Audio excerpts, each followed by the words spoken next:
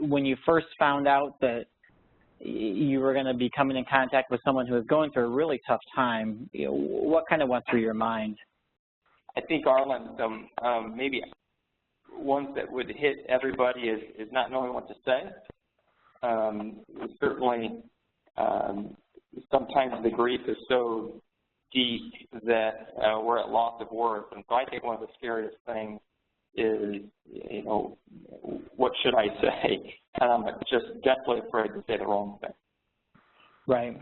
That's a great point, Matt. And I would say one other point that comes to my mind is, in general, I don't think we enjoy being around people who are going through tough emotion, through very, very strong emotion. It makes us uncomfortable, or can make us uncomfortable. But I have found that barrier of not wanting to enter into an uncomfortable situation keeping me away when I should be engaging. I think that provides a little bit of tone, I think, for the content too, Arlen, tonight, and that very often the person isn't really wanting necessarily an answer. They know the answer is not going to be in words. So some of the things that we're going to share tonight are going to inform our words, for sure, but it's not all about the words. It's going to be some mindset, some things to be thinking about, a way to help process perhaps what's going on in a person's life during grief and loss. And this is, all of you have had grief and loss in your life, and you know what that's like, so we have some sort of experience to draw from as well. But just as we're varied people, we all react differently, and so we think about that. So I'm going to first start with setting up what do we mean by grief and loss, because it's important to realize that it is, it takes on many different forms.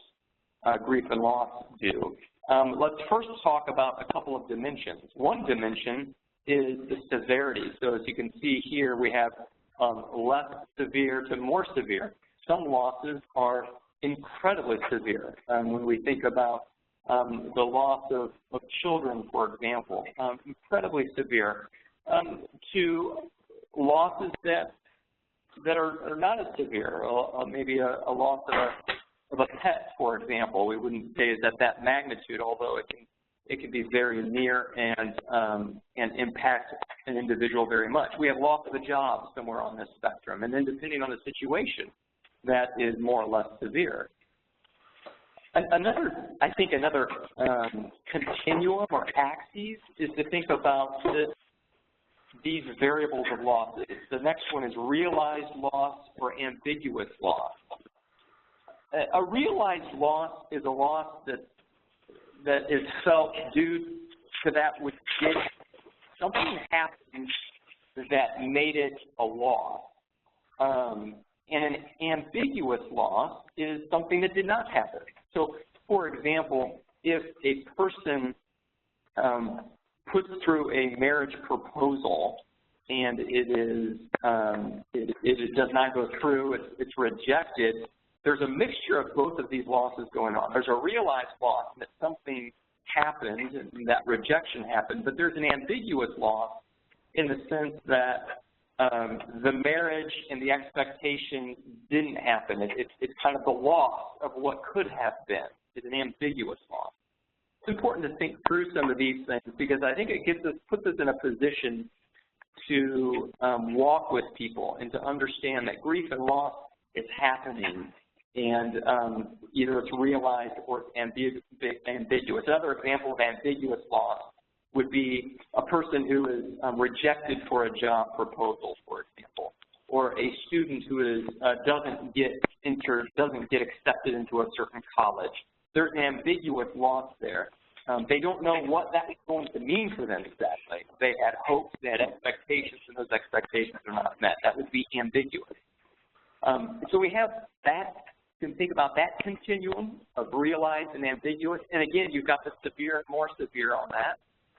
And then finally, there at the bottom of the screen, we see public loss and private loss. I think that's pretty self-explanatory. Some things are very public. A death of a loved one is public. People know about that. The word travels about that very publicly. But there are private losses. a miscarriage, for example, very often is a private loss. It's a loss that you endure with your spouse and maybe only a close associates. So as we think about loss, we're going to actually think about 4 important lenses as we think about grief and care. And so as we work through tonight's presentation, we're really thinking, we're going to talk about the cycle of grief, the empathy of grief, transitions, and relationships. Many of you have probably seen different grief cycles. There are several different grief cycles out there. There's one that at ACCFS we gravitate towards, and it has 3 main phases at the beginning of a loss. And I'll just walk through them briefly, and then I'll show you a visual piece on the next slide. Usually when someone goes through a loss, and the severity will determine how severe the emotions are. The more severe the emotions. But one of the first phases that you see is this phase of protest, this shock, confusion, very strong emotions, not even realizing, can't even believe that this is happening, almost a sense of denial or just kind of unbelief that they're going through this. Very strong emotions, very acute pain. You'll hear phraseology like, I can't believe this, and that kind of a thing. Nausea, loss of appetite, sleep disturbance, this is the crisis type moment. Then often over a period of time, that will fade into, or it will go into more of a despair phase. Again, a very acute or very strong phase of emotions, but those emotions are a little bit more around the depressed spectrum. Anguish, grief, depression, feeling like I really want to get whatever the loss was back. Bargaining comes in at this point. How do I get back to where I was before is sometimes the language you'll hear. And then the third phase, again, very strong emotions, but more depressed. Again, it's this detachment phase, or this apathy, letting go of really caring, not caring what happens to me, not caring what the future is, because all is meaningless, all is pointless. There's no reason to go on, so to speak. Again, you'll hear those different types of stems, those different types of languages as you see someone walk through this. Now, this is a typical phase here, but realize that every individual will go through loss, and maybe they'll hit one of these more strongly than another. Maybe they'll get them a little bit out of order. There's not a right or wrong way to go through grief, but there are some common phases, which is what we kind of pulled out here. And so when you're working with someone or mentoring someone, and perhaps it's a public loss, be watching for these types of things, to be in their language, in their speech, or if you are seeing some of this, some of these emotions come out and you don't really know what's going on, you can gently probe as to perhaps there is like an unrealized loss or a private loss that's happened, that again you're seeing these phases come out. Turn to the next slide if you would, Matt, and we'll show the cycle here. Yeah, I might mention as well, Arlen, what's helpful too, I think, is some people going through grief understand this cycle, but many do not. And it's helpful for a person who's going through protest, for example, to know that that's a part of the grief cycle, because sometimes they think that they're coming unglued and dismantled, or if they're in despair, wondering if this means something about them. And often it's very helpful for you to reassure and say, I understand this is despair, it's part of the grief cycle, and in fact, healthy to move through that. And I think that wherewithal can be helpful. Absolutely, absolutely. And one other point I will make too is lots of times we'll talk about waves of emotion. these waves will come over, and it will kind of, you see things are going okay, and then there's a wave of strong emotion that happens. That's natural, and that can happen months, if not years later after the event. But what you're looking for is phases, not just blips. All of us are going to have a bad day. All of us are going to be protesting sometimes. We're going to be despairing sometimes. But we're not talking about blips on the radar. We're talking about long-term type things. And so what you see here is this loss cycle on the screen. And, you know, the protest is often the first one, and despair, and then detachment. And then you'll see an arrow back towards protest. And what can happen for someone who is walking through this is you can get a hijack kind of in this process. If you look at it, you know, naturally, we walk through these different emotions, we walk through these different phases, and we eventually come to a point on the left-hand side there of acceptance, where we realize that, you know, we're not going to bring the person back. Perhaps it's a loss in that regard, or we're not going to bring the situation back or come back. What was lost is not going to, you know, reemerge. But we accept it, we rest in God's goodness and His grace, and we move on with life, so to speak. One of the real important things to watch for is if someone is in that hijacked phase, and they can't get past that detachment, and they'll go back into protest, or they'll go back into despair. They'll go back into these waves of emotions, and they'll never seem to move towards that acceptance piece. And again, not a strong timetable. You can't stand there with a watch and kind of be saying, hey, it's time to move on. What is important is that you're willing to kind of walk through with a person through these phases. Ask questions, show that you care, show that you are engaging them, and just journey with them through this process. Anything else to share with that, Matt? Yeah, just Arlen, just to mention too, again, to kind of recall that this happens at a different levels of severity. So this cycle, you'll see this cycle for somebody who you might say it has a less severe grief, right? So this is not reserved only for the huge traumatic event, but very much on some, you know, unable to get into a college, or rejected for a promotion. These are losses and grief, and you'll see this cycle, and it just really comes up in a lot of different examples. For sure, for sure. Why don't you go to the next slide here? There's another question we just would like to kind of probe out a little bit. So just giving that, just kind of thinking about what that says there, what would be some of your initial responses to a person going through grief or loss? If you were placed into that situation, what would be some of the initial things that you think you could say, you could do? Just what would you do? Share out as you have thoughts. Just be available. Availability is going to look different, I would say. Available via texting, via phone call, depending upon how the person wants to communicate. Helping them with children if it's a situation with a family. Yeah, just availability of time, resources, listening. What I like, what you said there, Katie, is that kind of the first thing is this is an initial response, is you're kind of thinking about some of the practical safety, for example, would be something that we would want to think about maybe right away. Is the situation safe? Is the person safe? Are the basic needs being met?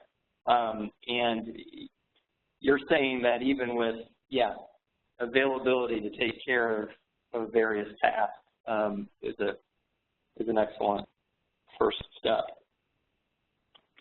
Let's go ahead and look at the next lens. So that first lens was the cycle. It's important to think through the cycle of grief. The next one is going to be empathy. So think about this lens of empathy is, I guess, a very important important lens. What empathy does is it engages others with both feeling and thinking. So a good way to think about empathy is that you're using your thinker as well as your heart, both of those together. And if we use only our thinker, sometimes we can overanalyze crises and loss. We can explain them away. We can minimize them. We can all of a sudden compare them with another grief and loss and determine just exactly how much they should be feeling one way or the other. That's a total thinker. If we're all heart and we're just connecting with emotions, we're very good at sympathizing with the person, but sometimes we can't be as helpful to that person because we just simply bleed with them. And we need a mix of both thinking and feeling. And that's a great way to think about empathy. Now, one of the things on my thinker is, how is my experience different or similar to theirs? So that's what a thinker does. A thinker says, oh, they have incurred the loss of a job. Now, have I experienced that? Maybe I haven't experienced the loss of a job. What have I experienced?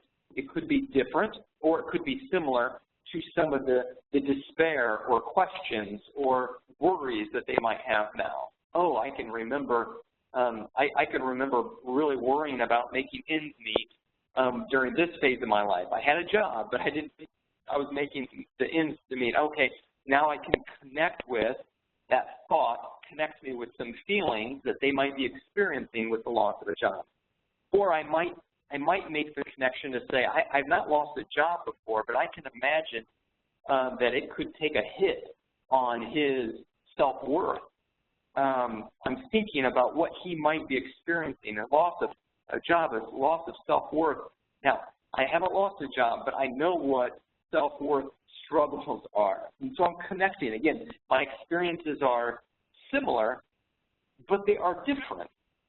We don't necessarily project our reality to them. So suppose I have lost my job. I don't then think, well, I know exactly what he's thinking or going through or experiencing because I've lost a job too, and it really wasn't that bad. I do both. I realize how my experiences are similar, but also realize always how they're different.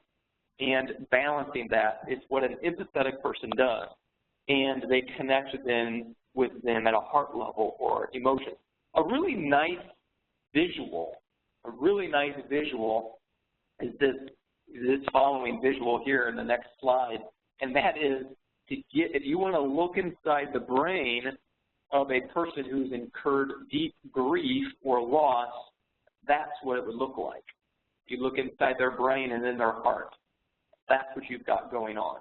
I think this image does a great job at just casting all of what's going on, that we've got some really central denial going on here, and perhaps there's abandonment, which connects with a guilt, and I'm feeling rejected, and there's bitterness just sprouting. Could be some envy or jealousy or rage. You could just read through some of these: depression, anxiety, confusion.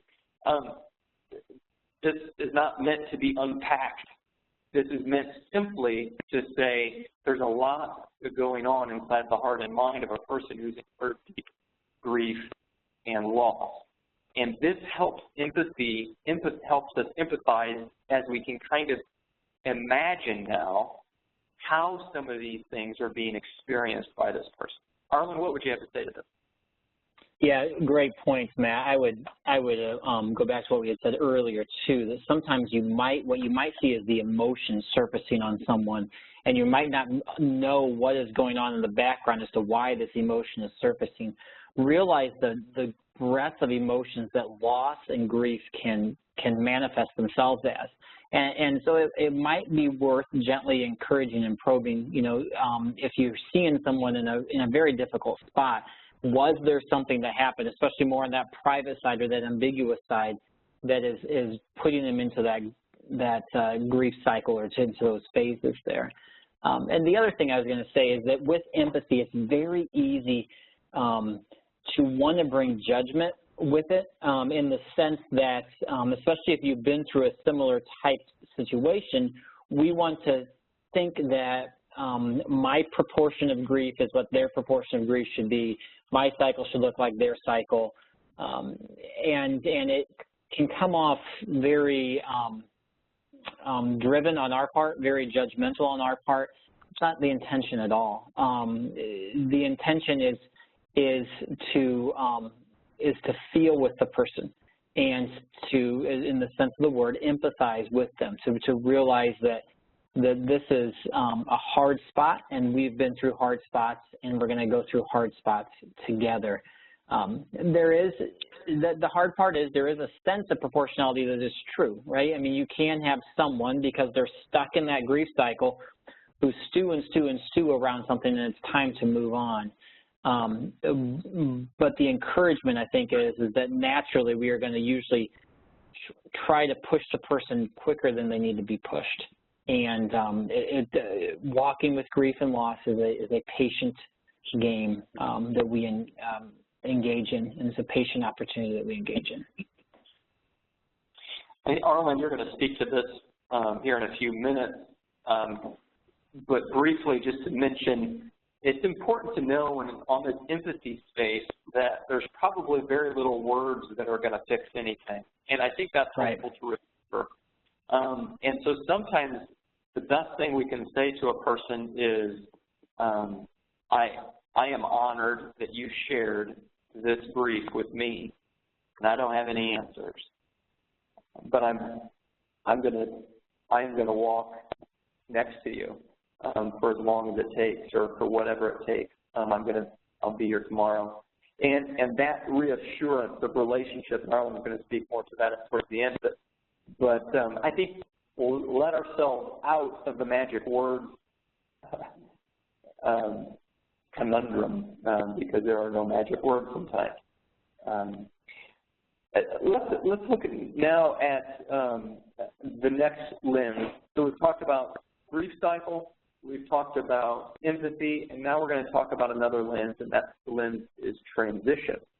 Realize that a person in grieving is in transition. Again, this more or less informs us than it does informs our tongue. It kind of informs our heart, informs our mind to help us understand a person. So what do we mean by transition? A person who is grieving or has loss is going from an old normal to a new normal, and that's very disconcerting. In fact, it's very much like a bridge. You go from an old shore that you are very familiar with, and you're traveling across this bridge to a new, and you don't want to go there. And when you're grieving, you are in the middle of the bridge, and it's tumultuous, and there's a lot going on. So some things to think about. This person is in transition as they're going through this grief cycle. And so some things that are helpful, what is real and what is assumption is a good way to help with this. When we're on this bridge in the middle of transition, we have a hard time knowing what the next shore is going to look like. We have no idea what the new normal could possibly be. In fact, there's no way that there's going to be repair on the other side of this. That's what we're telling ourselves. So we run into this real and I'm assuming things. Maybe I'm making things, I'm picturing the worst, or I can't imagine the big picture, right? The second bullet here. What is the big picture here? Sometimes as we come alongside, we can help people see a larger picture, the forest for the trees, so to speak. Now, this might not happen in your first encounter, probably shouldn't happen, right? This is as we walk with a person in grief, we can help them sort out and identify what you're saying is not real. This is real. What you're saying is not true. This is true. Because it's hard to sort those things out when you're in the middle of the bridge.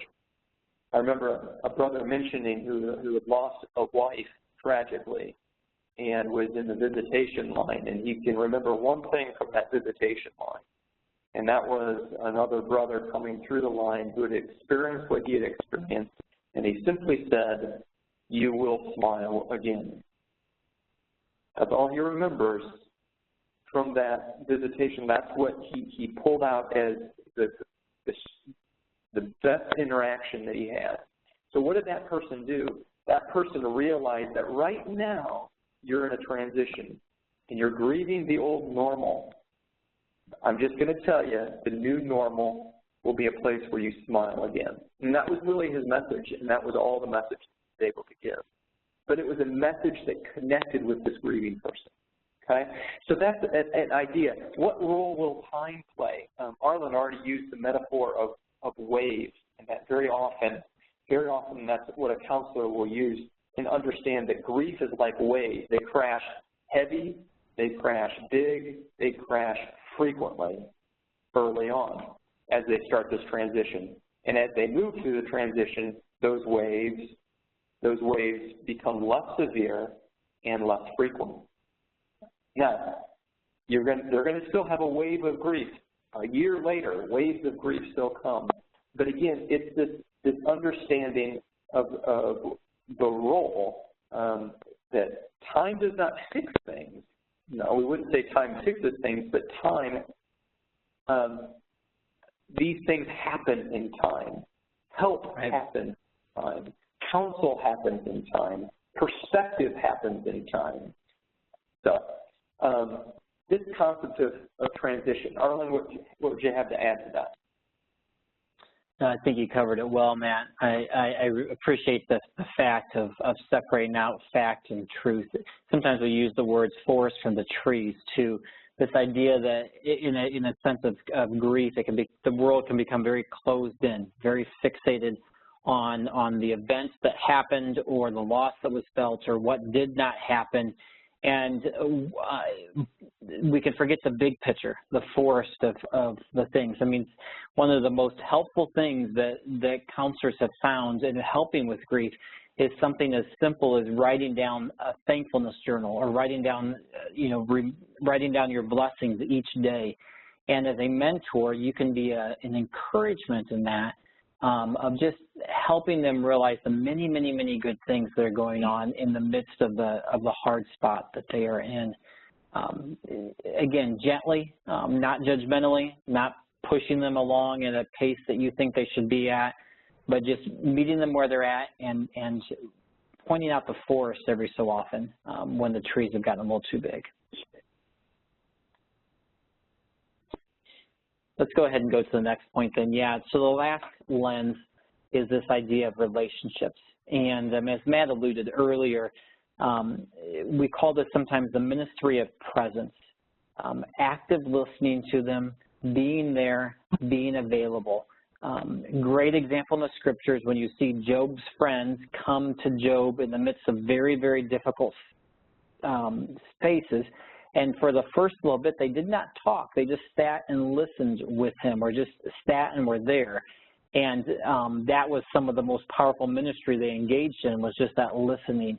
And that's an opportunity that we have. And it's an opportunity that all of us can do, where we make ourselves available to hear what they have to say and to help ride out those emotions and waves with them. Sometimes it can get difficult because in the midst of strong emotion, individuals, we will all say things very strong and that we don't really mean. But to have someone walking with that and gently at times kind of redirecting a little bit is very, very powerful. A couple of practical points here. In the second section there, obviously the first thing is you want to make sure their immediate needs are met. Things like food, things like safety, things like shelter, depending on what the loss or the tragedy is, or just take care of the immediate needs. And the church is usually very, very good at that, and extremely good at that. Sometimes just playing the role of air traffic controller a little bit as the church is doing its rallying thing can be a very important role that someone needs to play. Second thing is you want to realize and affirm to them that you are here for the long term. This is not, I'm not here just for a couple days to see you through the worst and then gone. No, I'm here 6 months from now. I'm here 1 year from now. I'm here on the anniversary. I'm here 2 years from now when suddenly you just that wave hits and you just need to talk and have coffee with someone. That's a very important piece that a mentor plays that very few of other relationships in a person's life can play. That's the nature of mentorship. It's a long-term marathon type relationship. Another piece to realize is that often we are not the solution for what they need. We might actually be the connector between them and someone else. Maybe it is connecting them with a group that they can walk through this more poignantly with. Or maybe it's connecting them with someone else in the church family that has experienced something similar that they can just talk to and be available to. That's a very valuable role. It's a critical role that we can minimize, and that ministry of connection is a very powerful thing. And then the last one, which I think really can tie into what can be a fear for us, is there are times when it goes to a level of extremity where more help is needed, where there needs to be a referral or helping them get to a place of help. And always as you're walking through with them, kind of be watching for just those warning signs. Depression is going to be one of the big warning signs. Anxiety is going to be a big warning sign. If you would see extreme behavior, if you would hear, suicidal type things, I'm going to harm myself or someone type things, very, very erratic behavior, yes, that's a need to raise that up and to refer that to someone, to get some help and help them get some help. But even if you see this more kind of, you've been walking with someone for a period of time and they just don't seem to be getting better, and they're talking about things that are outside your comfort zone, outside your where you feel like you're comfortable talking about, that another opportunity to be a bridge between themselves and some more professional type help. Again, a call to ACCFS just to talk it through with a counselor can be a very good next step, where you can get some pointers or some input. And one last note with that, if you do feel like if it's a time to make a referral or to engage them with someone else, don't do it apologetically or don't do it like you have failed. Don't feel like you failed, that you couldn't fix them or fix the situation. That's just a reality. Walk through it and just in the sense that you're staying with them. You're not going away from them, but maybe you're just bringing in help to go alongside with them. Say something like, I think we're getting to a spot that maybe we need to have some extra help with this, or somebody else to kind of talk this through. Would you want me to help you with that, or to walk through that with you and help make that first call? That's a critical role that could be played by you as a helper or a mentor in some of these difficult spots. One last verse there at the bottom, which is a really powerful verse. And just to point out some of the phrases in that verse. It says, the God of all comfort, who comforts us in all of our tribulation, that we may be able to comfort them which are in any trouble, by the comfort wherewith we ourselves are comforted of God. It speaks to that empathy. God has comforted us in all of our trouble, so someone who is going through any trouble, we can connect with that emotion through that comfort that God gives us, not because we're special. Because we're connecting with the comfort that God gives us and has given us in the past, and sharing that encouragement with someone else. It's a great promise there in 2 Corinthians. It's really powerful to take to heart and to be willing to engage in. Any thoughts, Matt, with the relationship piece before we go to the last question? Yeah, on that third bullet, advocate on their behalf, just a point. And I'm just going to kind of speak from the minister perspective. There's times where there's crisis and loss in the church, and it's hard to know, Should a minister go to that? Should we not? It is so helpful when somebody close to that situation calls, reaches out and says, hey, you know, we need somebody here. And I'm just speaking from the other side of the coin. Sometimes there's a lot of people who don't know if they should do something. They don't know if they should step in. They don't know if a meal is needed. They don't know if they can even ask. They're wondering if they're close enough to the situation. Like, am I close enough to the situation that I should, like, go to the house? All of those things are, like, difficult for everybody. Everybody's wondering. And so when you are close to that person, you can get a sense of that. Yes, it's appropriate if a minister were to come now. Yes, it's appropriate if somebody were to bring a meal, and allow people to help, and because just tons of people are waiting to respond and they just don't know if they should.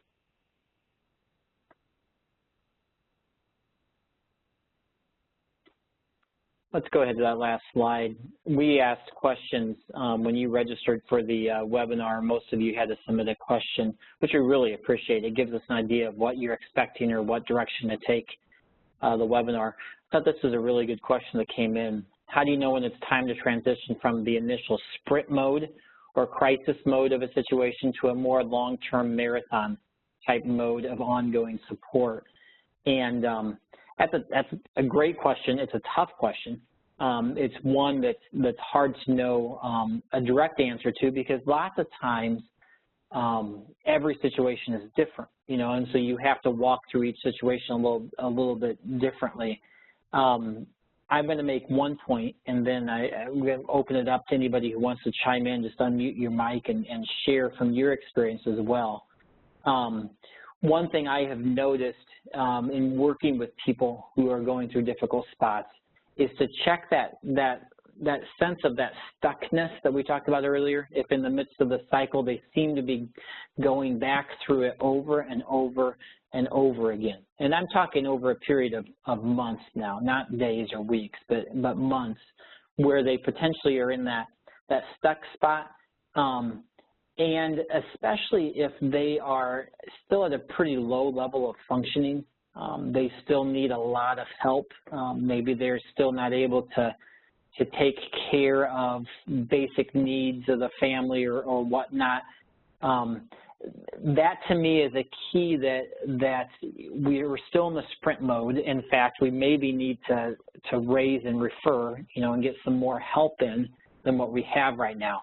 But if you see those things fade away, if you're seeing the person kind of using more language of acceptance and you know, I know that God has a plan in this. I know that I will smile again, like that great example you used, Nat. And you're seeing a higher level of functioning occurring, less neediness, not quite as many calls, more infrequent. The subject matter just seems to be maturing in what they're talking about. That's a mode where you're shifting more to that marathon stage. And then you still have a role. We still have a very critical role. But that's where I encourage you on your Google Calendar or whatever to mark the anniversary of the passing or of the situation. Just put it in there as a little reminder and make sure that on that anniversary you're available for that person. You know, that's a marathon type strategy versus the sprint type mode where we're taking care of basic needs. Other thoughts, though, I talked a lot there. Open, you know, other thoughts that others might have or other experiences they might have. Please feel free to share out. One thing that I think of too, Arlen, is I just picture that bridge. I see the sprint mode being kind of that transition. Once that person gets on the other side of the bridge, they're still going to need support. And that's where the marathon goes in, because they have a marathon of a journey once they cross the bridge. So getting them to the other side and it's still maybe too much imagery or whatnot, but I think in some ways that's kind of helpful to know when that new normal sets in, we're kind of now in marathon. Absolutely, great point with that. Any other thoughts or questions? Maybe we'll just open it up in general as we kind of come towards towards an end here. Any other thoughts or questions on anything we talked about tonight?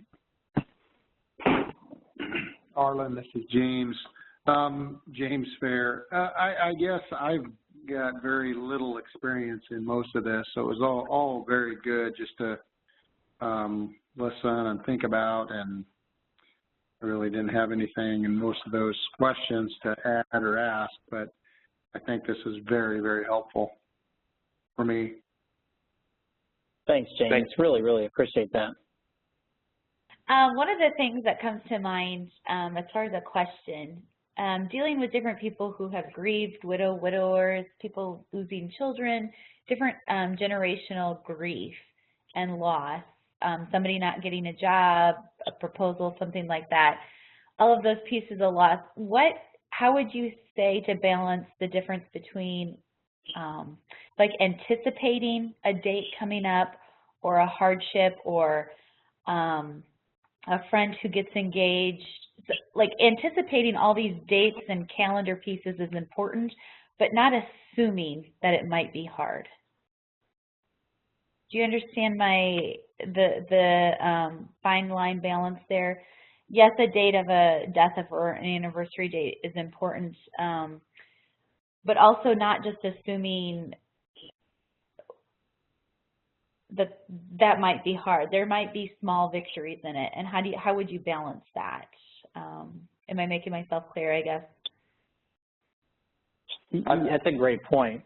Go ahead, Matt. Did you want to talk to that? Well, I'm not. I think I understand what you mean. I'm not sure. I mean, sometimes there's this. Should I say something? Maybe it's not a big deal. Maybe I'm silly for bringing this up again. And I think part of that answer is when we just invest in people in between the anniversaries and make it clear that we're available. Yeah. We don't necessarily need to mention it on any of the anniversaries except for that availability and that presence is particularly understood. And I think and you make yourself available, I guess, is what I'm saying, rather than asserting. Yeah. But no, that's. Go ahead. No, I was just going to maybe mention one more thing, and this really more speaks to the loss of a loved one, but I'm sure it works in other situations. I just haven't thought it through. But I know from some personal example and experience that when people comment on the memory of a person, that's very honoring. I'm not sure that ever doesn't hit right to say, I remember that, and leave it at that. I remember that. Is very often hits right. Not that you're trying to open up some questions. You're just simply stating a fact that you remember. Yep. And I'm sure there's probably some. I think for the most part, people like to be remembered. Yeah. That's very fair. Good.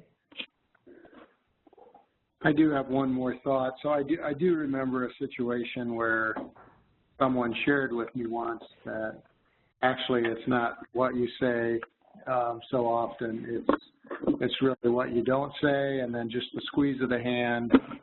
And, you know, one of the phrases that we often use that I think can really be more hurtful than actually helpful, and that is, God will never put on you more than you can bear. I've actually heard that from more than one person that shared it with me, that is not comforting when you're going through severe grief. Yeah, excellent point, James. Yeah, and again, I think both of these situations can get into that piece where the words can be a little bit hollow. I mean, we can try to be saying good things, but when the emotion is very strong and the feelings are very strong, logic doesn't work real well. And it's not about a logical argument to win.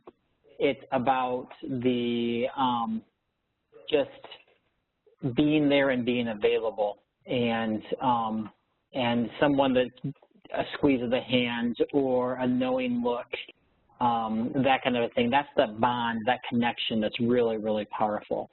And it ties in greatly with what Katie was just asking there earlier too.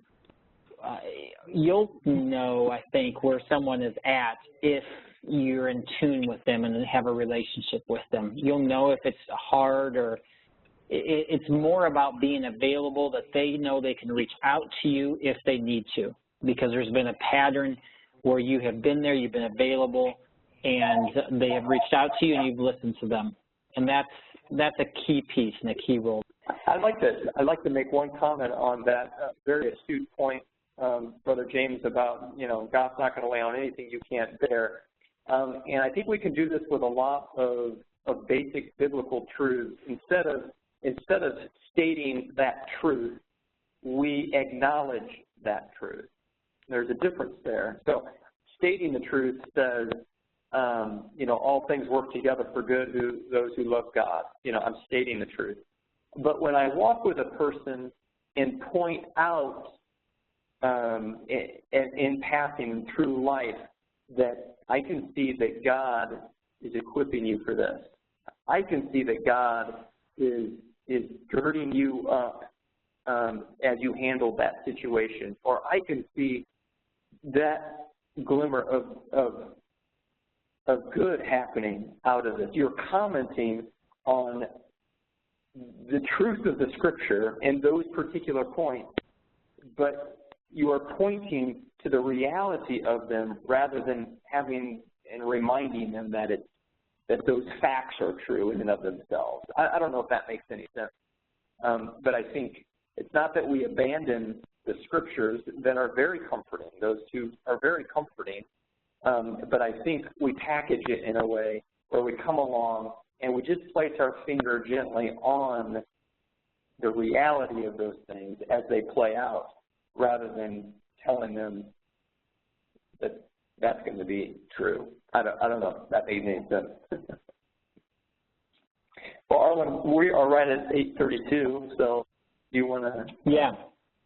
Yeah, let's go ahead and just bring to a close. I just would, one thing I just want to emphasize too, these are difficult things and these are tough things, and they will happen. But view them as opportunities as that Corinthians verse challenges us to share the love that God has shared with us, with others.